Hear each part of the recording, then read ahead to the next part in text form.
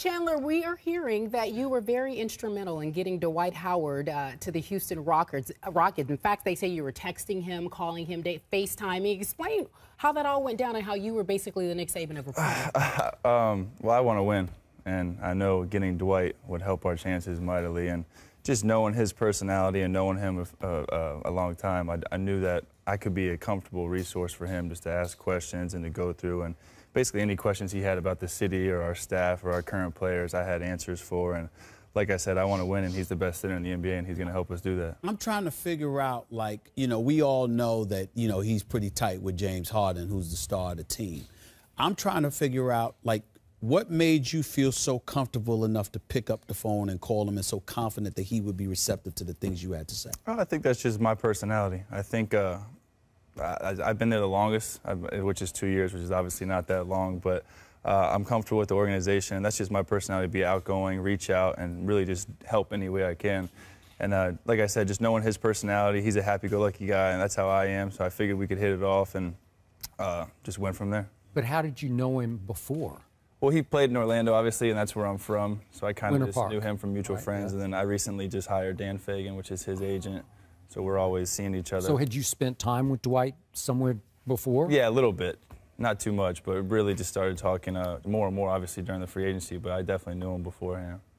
What were the kind of things James Harden said to you about Dwight Howard? Because I imagine he said something to you about him. Yeah, he was just like, yeah, we got to get this guy. He's a dominant force. We need to be able to play inside out. James is going to create a lot of double teams on the perimeter. Now we can have the option to throw in the ball to Dwight in the post, and no knock to Omer Ashik. He's really good, and I think those guys can be really good together, but Dwight's a whole nother level. Did y'all try to slide little nuggets of information to him when y'all played against the Lakers and you played against Did that happen when y'all were on the court together? No, I didn't do any of that. We were trying to beat them. Right. Yeah.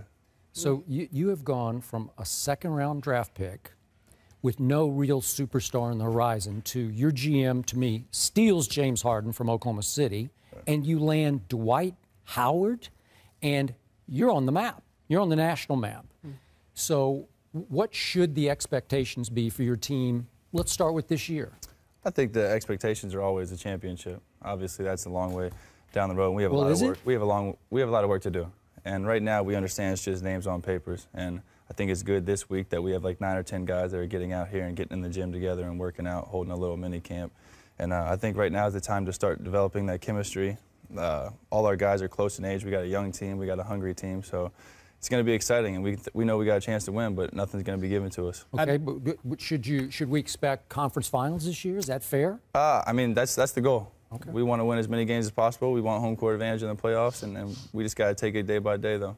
Obviously, Isaiah, I look at Dwight. He's not going to lose on purpose, and he's going to give it all he's got, and he's going to go for it.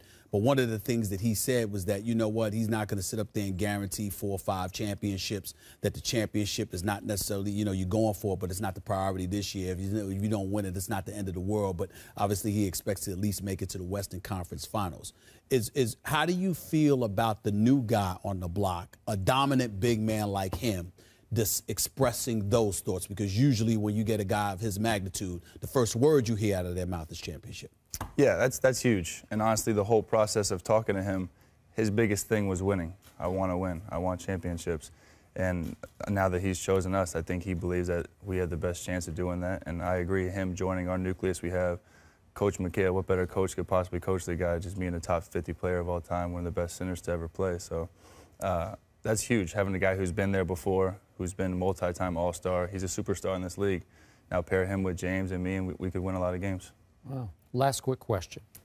What did the NBA miss about you? Why did you fall to the second round? Why did nobody really think you could do what you are doing at a very high level? I think sometimes when you're a 4-year guy, you kind of think you're maxed out a little bit, don't have a lot of potential. 4-year college guy, yeah. Right, yeah. And I obviously stayed all 4 years of Florida, but I don't know, I came out 22 years old, and I still don't think I'm anywhere near my sky. I think I'm versatile player, and sky's the limit for me. So I'm not really sure what people miss. I mean, I'm not the strongest guy, I'm not the fastest guy, I'm not the most athletic guy, but I'm a basketball player. I make my teammates better, and I know how to win.